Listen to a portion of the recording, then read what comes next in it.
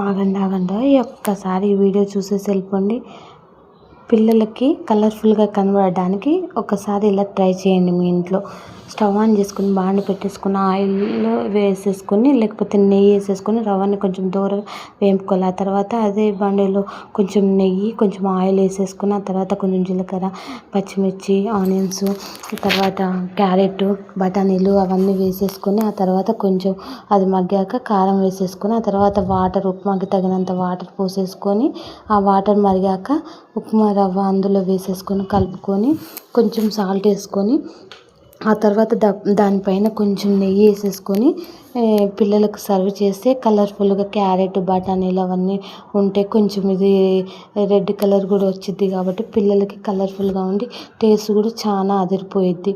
మనం ఒక గిన్నెకి ఆయిల్ రాసి ఆ గిన్నెలో ఇది ఉప్మా రవ్వ అలా పెట్టి సర్వ్ చేస్తే పిల్లలకి ఎంతో బాగుంటుంది.